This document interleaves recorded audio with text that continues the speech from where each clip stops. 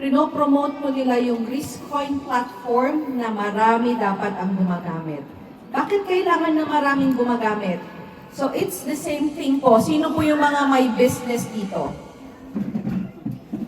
Mga business or store. Let's say an example dyan is store. Customers.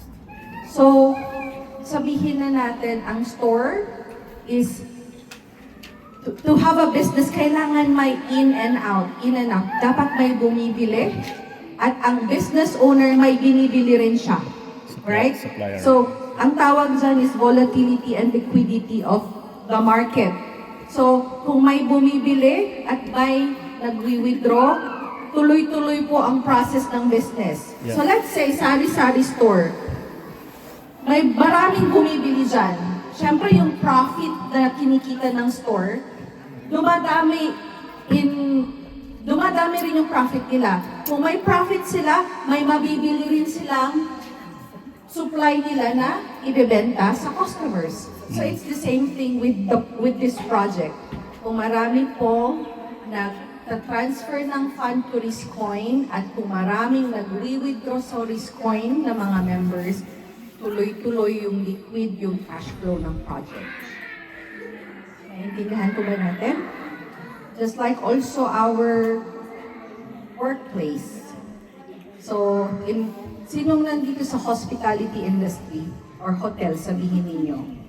Kung marami pa rin nag-check-in na mga guests, tuloy pa rin yung business. Nung pandemic, ang daming nag-shutdown na business because walang gaanong pumapasok na customers. Walang cash flow. Kaya sila nag-shutdown, right?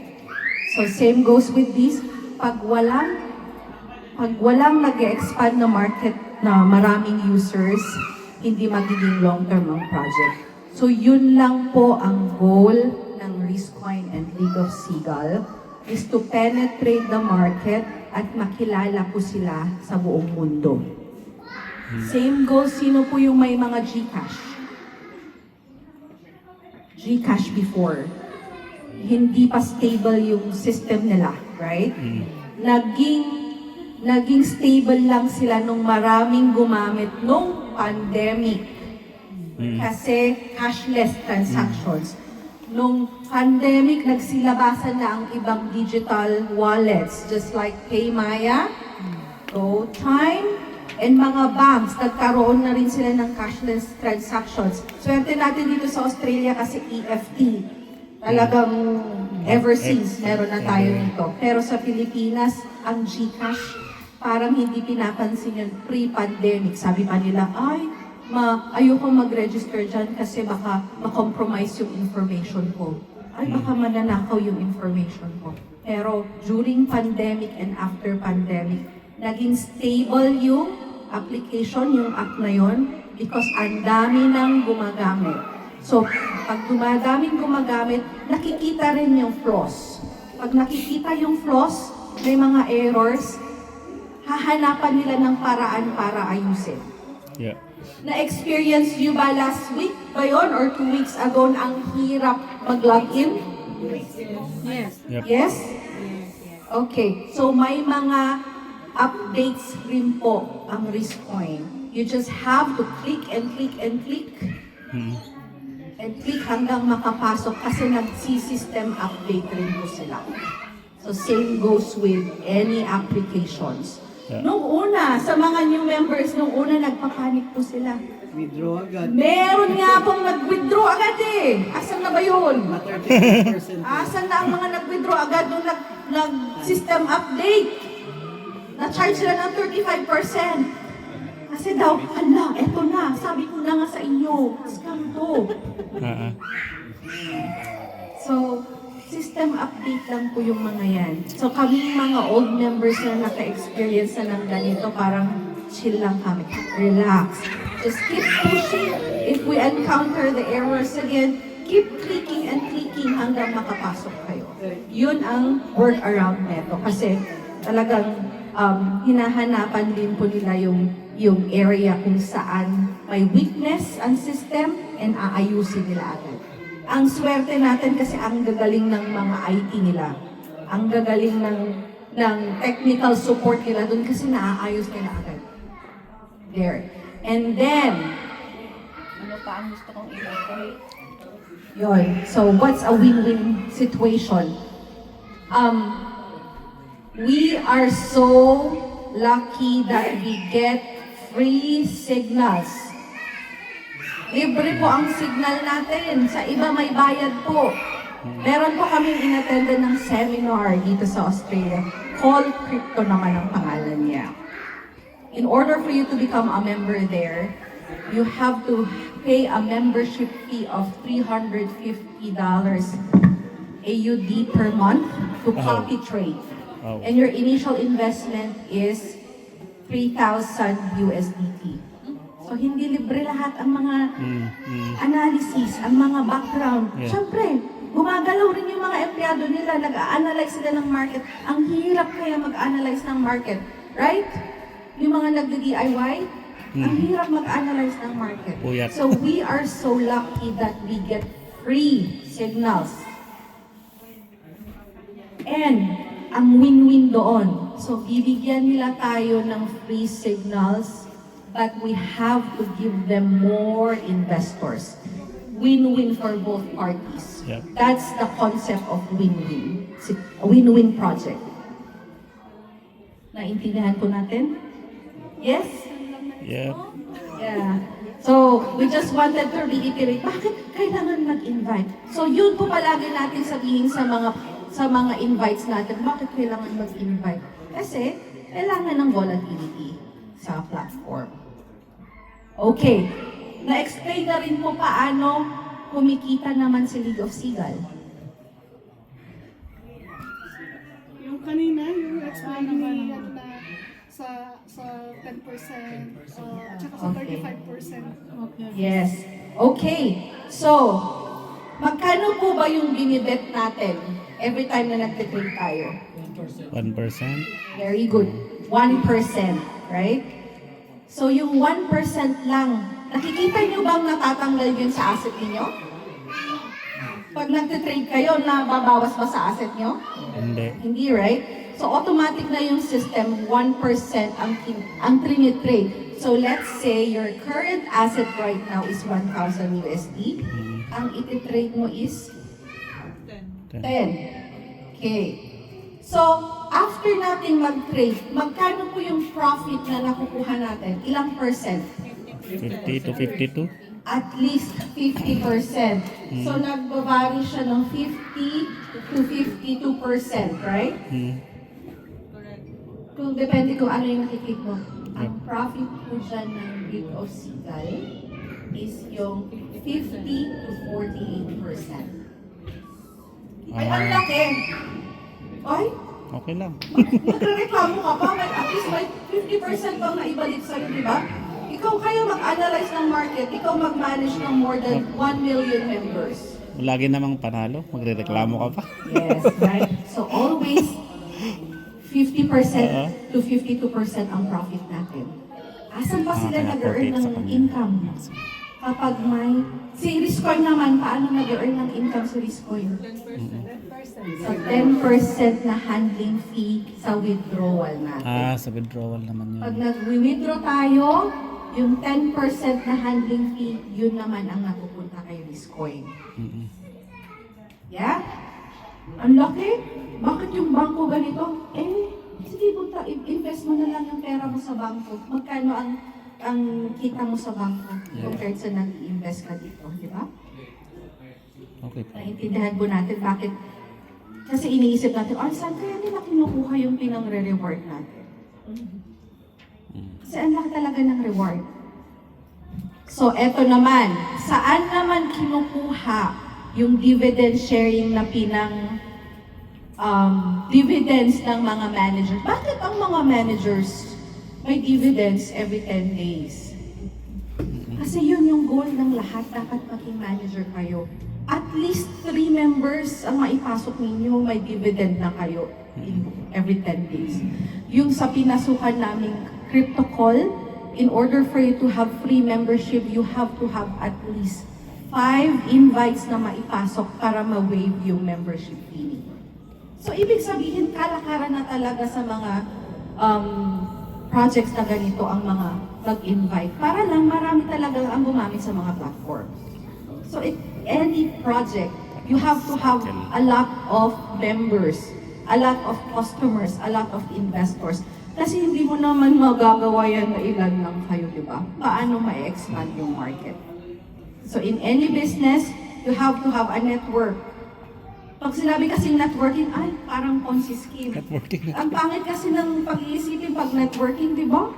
Kasi ang pangit ng naging, anong tawag yan, concept sa Pilipinas na mag-i-invest ang member, yun ang pang-commission dun sa nag-invite and then sa upline. So no, dito sa atin, sa League of Seagulls, hindi po ganon. Hindi po nila kailangan ng investment natin. Ang kailangan po natin is maraming nag-transact kay Riscoy. Naintindihan po natin bakit kailangan mag-invite. Any questions about that? Yeah? Clear po? Okay. Alright. Paano pag hindi ka nag-invite? Na-explain na po ba kanina? Sa mga newcomers, paano pag wala kang na-invite? Yes. Lahat po tayo dadaan sa ganyang question. Lahat tayo, Ate Ami, lahat tayo. Ay, ang hirap mag-invite. Ang hirap mag-invite kasi may mindset nyo na ang hirap mag-invite. Pero pag nag-invite kayo, nakita ninyo yung proof na ay meron pala talaga. Yung income ninyo, nakita nyo, ay, sige na nga, isi-share ko rin yung experience ko sa family. Ang una-una nyo talagang tutulungan is yung immediate family members ninyo and your close friends. Pero ang sakit, di ba? Pag mga close friends and immediate members nyo sila yung nag-reject agad. Ang sakit-sakit kaya nun. Okay, sige mag-observe. Kaya pwede po natin sila ipa-observe. Mag-sign up lang po sila sa Bonshot and Riscoin. I-add po sila doon sa regular trading lecture natin. Ready ka ba? Hindi ba? Open lang po ninyo ang Bonshot kasi mahina po ang signal. So kailangan po yung mag-load. Yung trading signal.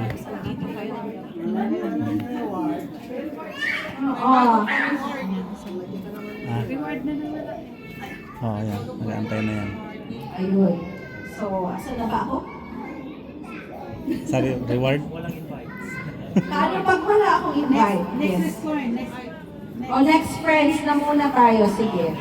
Yung mga may... Kuya, nag-trade ka na? Okay, sige. Abangan natin yung code muna. Kung ginagawa yung connect, may pakita sana natin sa mga prospect natin. Siya ba? Mirroring. Okay. So sa mga may mga members dito at may mga prospects, i-share ninyo paano yung pag-copy ng code from Bonchat and why do we need to read the lectures before trading, and then how to paste it in Riscoin. Kahit mo makita? Kita mo kasi anong mag-trade.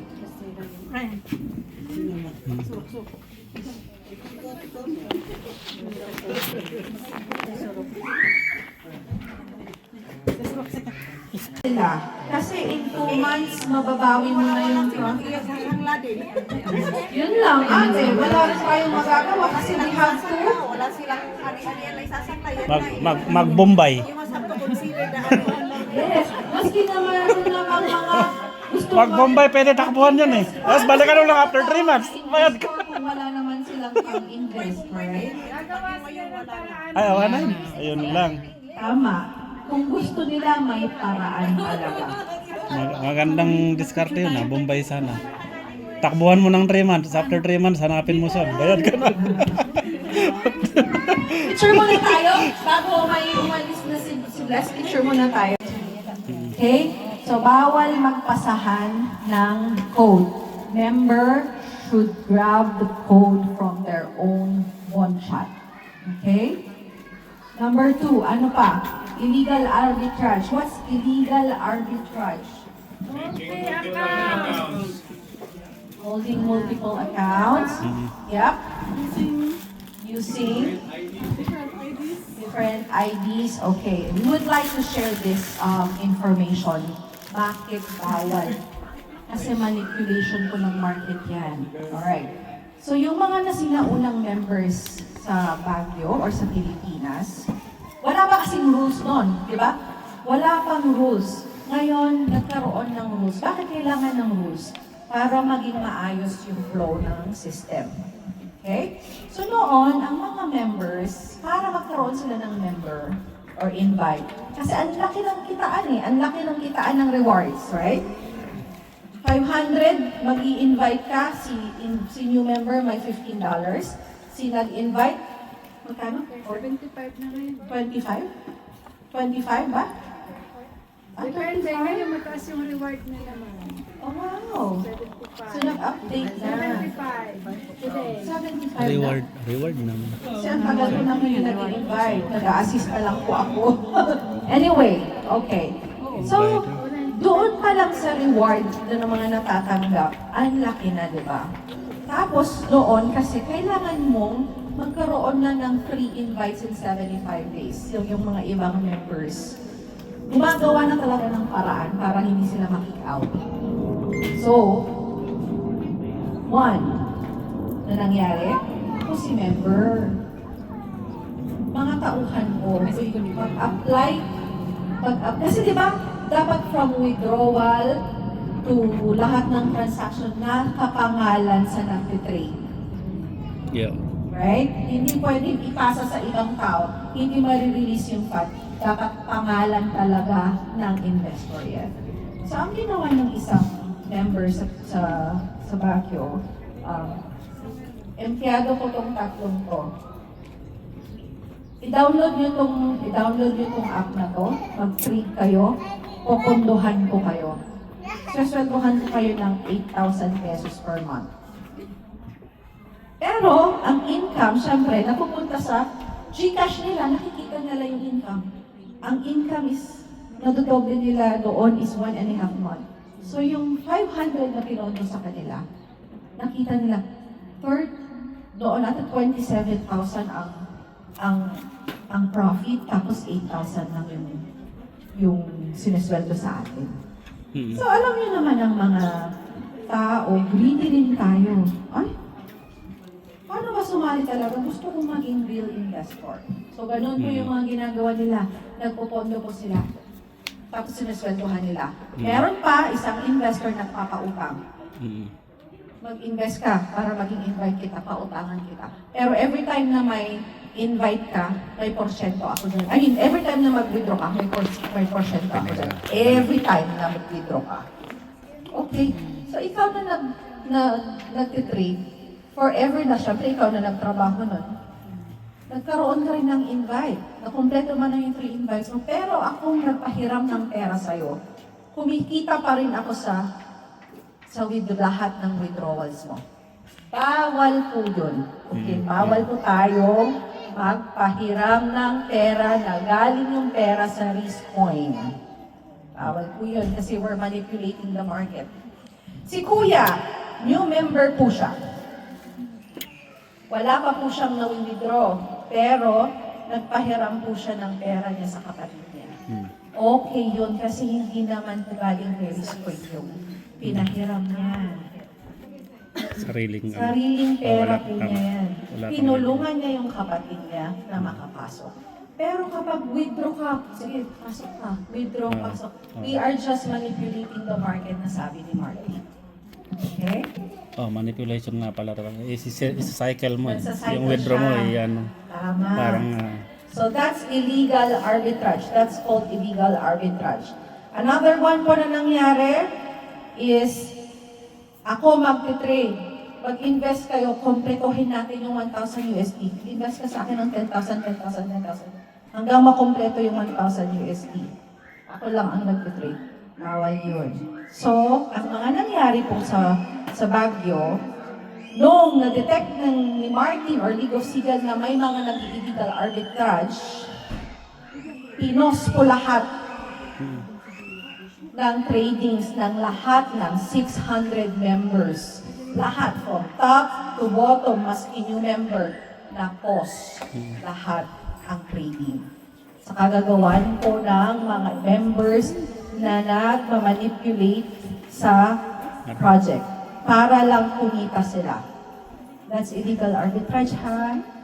So, na-pause po ng 90 to 120 days.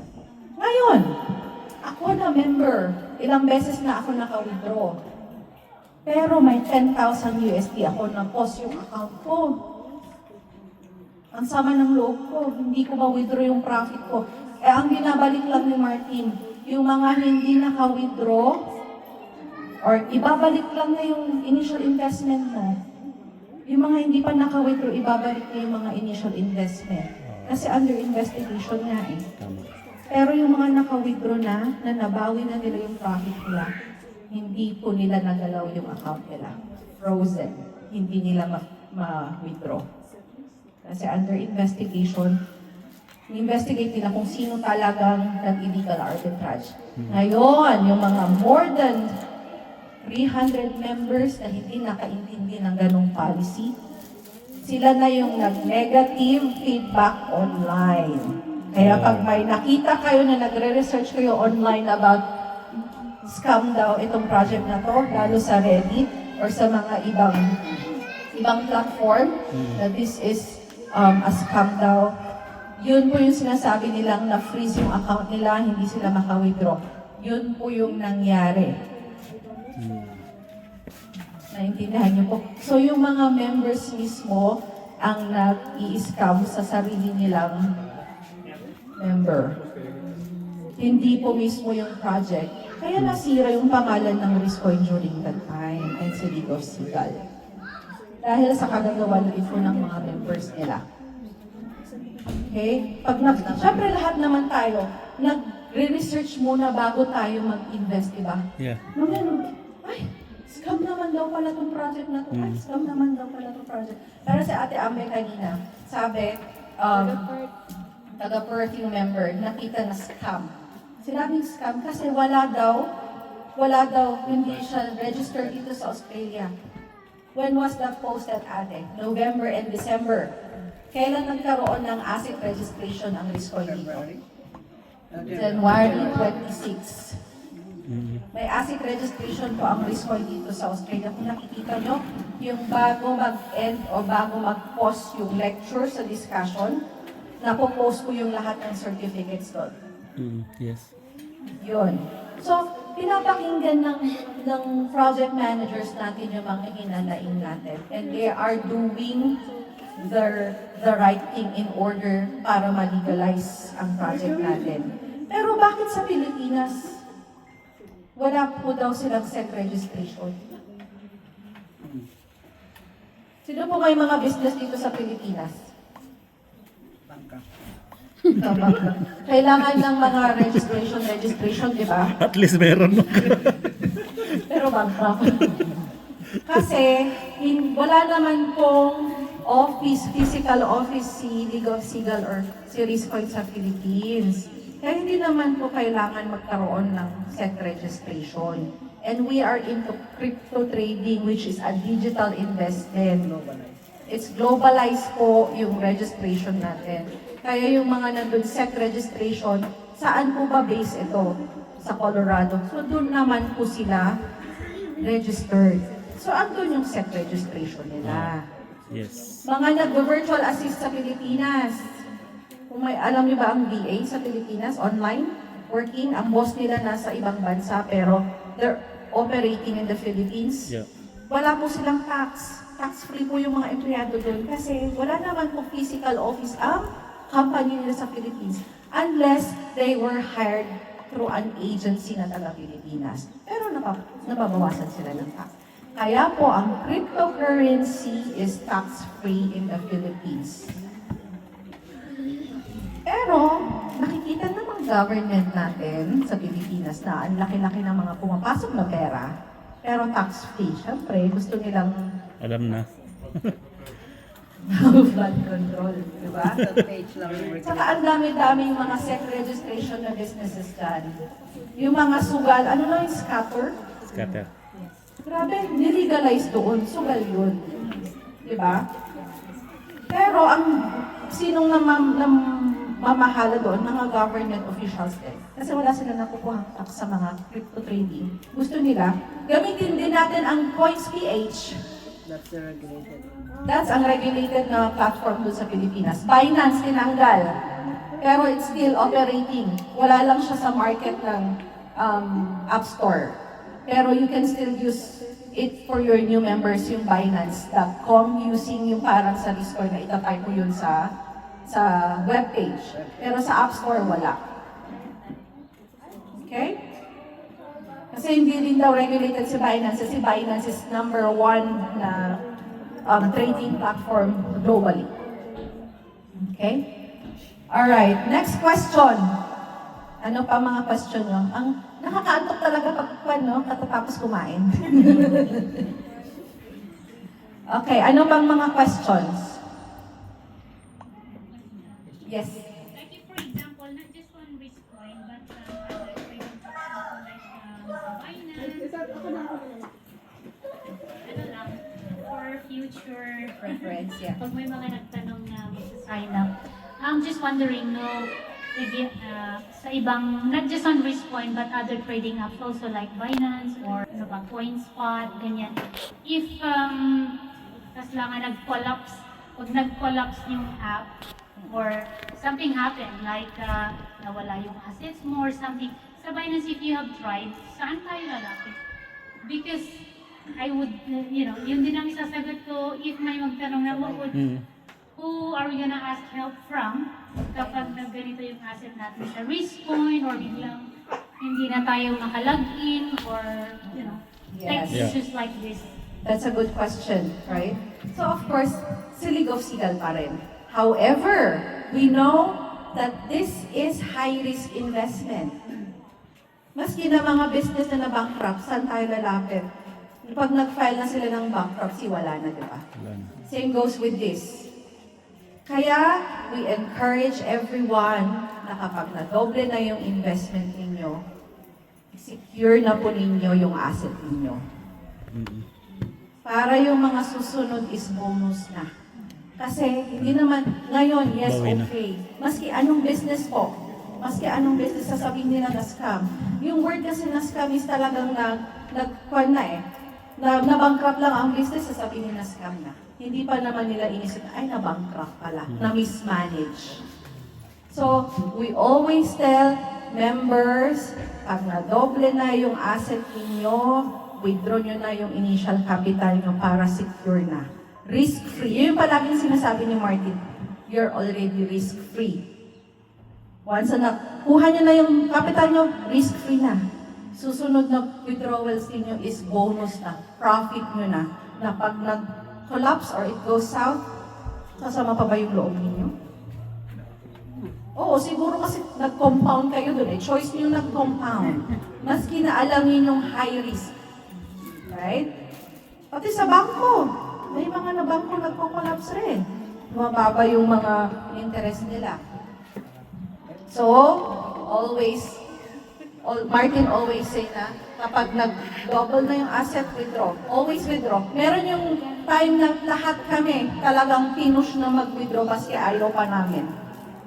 Saan ka po nakakita ng head na sila pa yung nagpupush sa inyo na mag-withdraw ka na.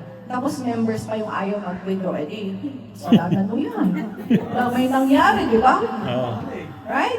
So this investment is high risk. In anything that we do in our life, it's high risk. Pag drive ka dyan, hindi niyo po alam kung anong future niyo. So we always have to be very, very, very careful. Sabihin mo, Bosek, anong magagawa naman ng mga pag nag-file na yan ng bankruptcy? Diba? Hindi yan na po. Also, pag-register na kasi ang sex sa Pilipinas, doon na yung papasok yung magta-tax na rin tayo, di ba? Gusto nyo bang mag-tax din? Di ba? Pera natin from our trading. Yun, din.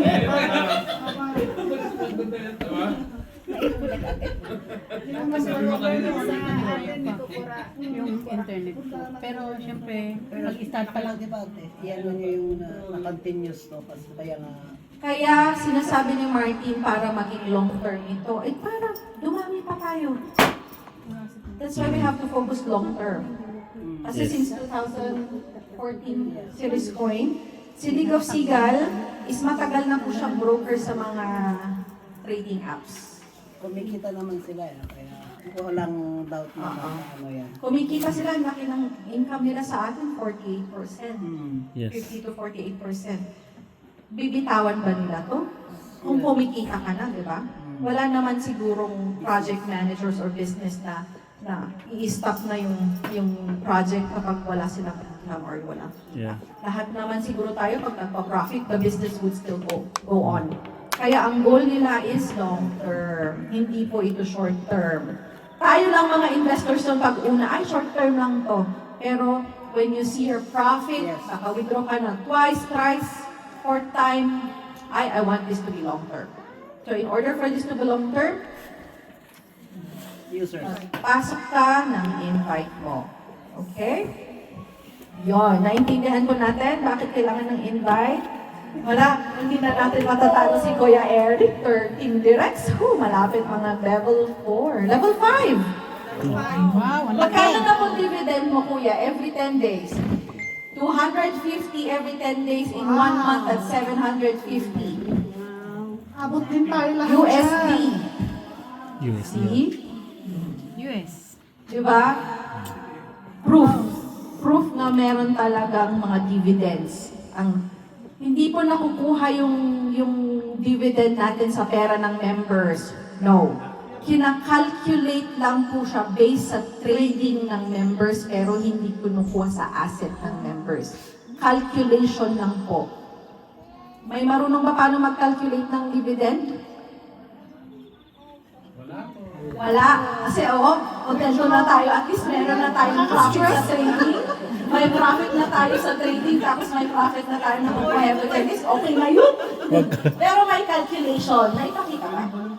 Si Kuya Alan ang marunong dun eh. Marunong ako pero may projection ba? Yung projection nyo. Yung projection, may nagawa ka? Meron dun sa Okay. Example, level 1. Hindi, ganito na lang. Kinukuha yung dividend sa lahat ng members mo sa baba. Yung 1% ko na lang tinitrade. Halimbawa, si Jeremy, ang asset niya ngayon is 10,000. Ang trinade niya kaninang 4 p.m., anong 1% ng 10,000? 100. Since ako level 3 manager, magkano ba ang level 3 manager? No, I mean, ilang percent? 2%? 2%. So, yung 100 niyang trinade times ano? $2. Tama ba? Yeah. 2%? $2. Yung $2 niyang trinade, yun yung magiging dividend ko. Pero ilang beses siya nag-trade sa isang araw? Times 10 days. So, ika-calculate ko lahat. Actually, ng nasa trade. PowerPoint na natin, pero hindi natin i-project na. Okay? So, level 3, 2%. Magiging level 3 manager ka lang kapag may more than 50 members ka na sa baba and may 6 direct referrals ka. Level 1, 1%. Automatic na basta may na-invite ka ng tatlo, may $15 ka na every 10 days. Yes! Easy. Yeah. Pag may tatlo ka ng invite, may $15 ka na every 10 days. Level 2, you have to have 5 direct, and then at least 15 total. Pati yung mga invite ng invites nyo, may 15 total members ka na. You will get a dividend sharing of 1.5%. Alam niyo ba kung ang dividend sharing? Sino po may mga MP2 sa Pilipinas? Every 3 months, kukuha sila ng dividend sharing nila. Ang dividend sharing is yung interest na na-earn sa sinave nila sa FT2 Sa nila. pag-ibig yata yun, no? So parang yung interest na na-earn yun. Pero sa atin, yung percent na trinade ng members natin. Sumakit ang ulo ko. Pero hindi po natin nakukuha dun sa asset nila ha. It's just the transaction lang. The transaction only. Okay? So, i-aim po natin maging level 6. Ang dami na, level 6. Magkano po yung fund? Dividend sharing ng level 6? 3,000. Per? 10 days? 3,000 per 10 days. 10 days. Oh my God. USD. So in 1 month, that's 9,000. Ang dami-dami na pong level 6 managers na nakari. my Of God. course, it's not overnight. They've been a member for the Alliance for more than 2.5 years already. So there's room for us. Yeah? Claim it. Hindi naman, may swerte lang talaga na member kasi nasa sales siya. Oh. Nag-present siya. Lahat, halimbawa ako, member ako, hindi kayo member. Nag-present siya ng ganito. Shinare niya yung code niya. Mm-mm. Mm-mm. Lahat kayo naging member niya in just one go. Ang galing niya. Naging level 5 manager siya agad in just 1 month of being a member of the Alliance because he really studied the market. Kung palagi nyo nakikita yung sinasabi ni Martin na si Burge. Sales kasi siya, so marami siyang network. So, represent lang niya ng ganito, sinend lang niya yung code. Okay, mag-observe kayo. If you'd like to invest now, invest now. If you'd like to observe, after nilang mag-observe, ay, ang ganda pala ng kitaan, I'm going to invest now. That's why you have to plant more and then reap later. Yun yung palagi sinasabi. Magpa-observe kayo, observe. Your observers, Pwede bigay pa nyo na rin. yung link ninyo, Join ibigay kami nyo na yung sa- bond chat, ako nang bahala Bond chat, mag-represent, sabi ni Mark, Mga diba?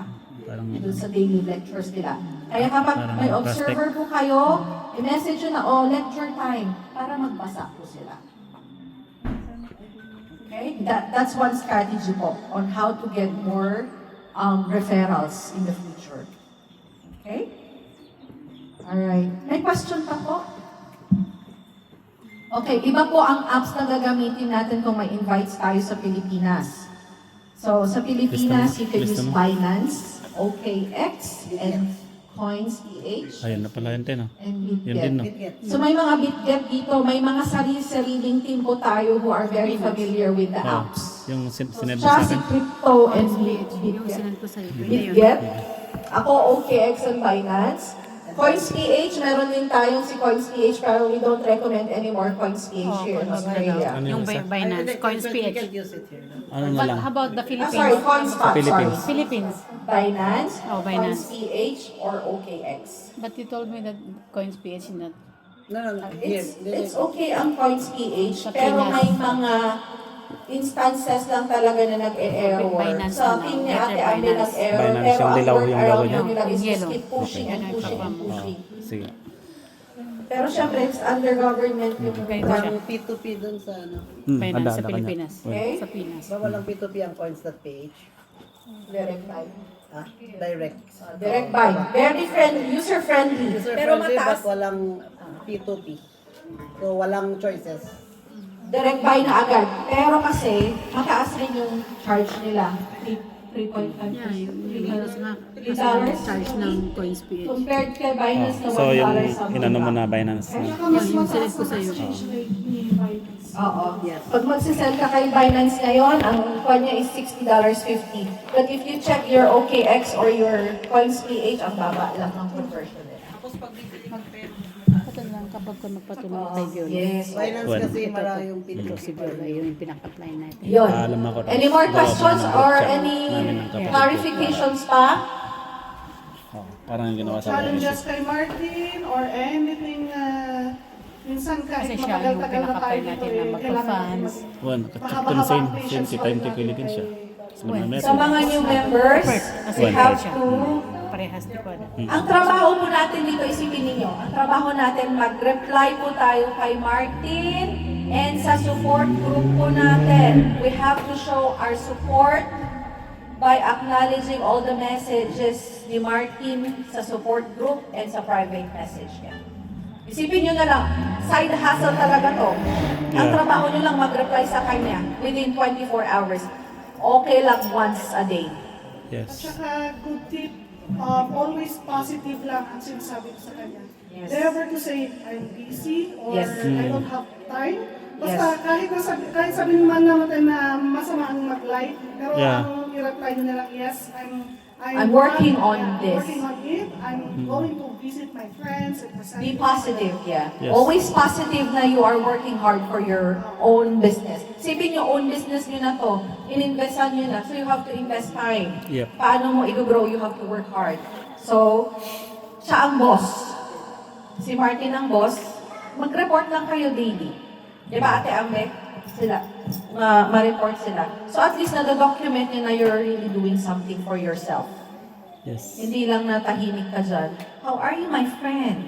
Paano niya malalaman? Sa million-million ng members, hindi niya mamamonitor. So kayo na ang mag-update sa kanya. Mas maganda pa, unahan mo na siyang mag-reply, na mag-message sa kanya para finish na ang 24 hours. Oh, Pero yes. it's not naman required talaga na mag-message sa kanya. You just have to always monitor your messages na once na nag-message siya, reply within 24 hours. Kasi anong mangyayari kapag hindi niyo po na-replyan?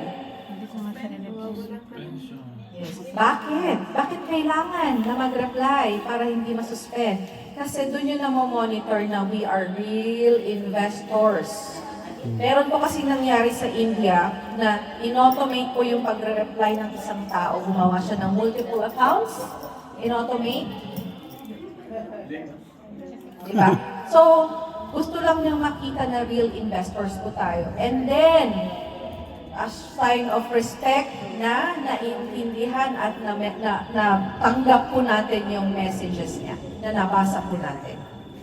Diba? Parang mga anak natin or yung mga friend natin na pag sininzone lang tayo diba? Yes. Tapos heart lang.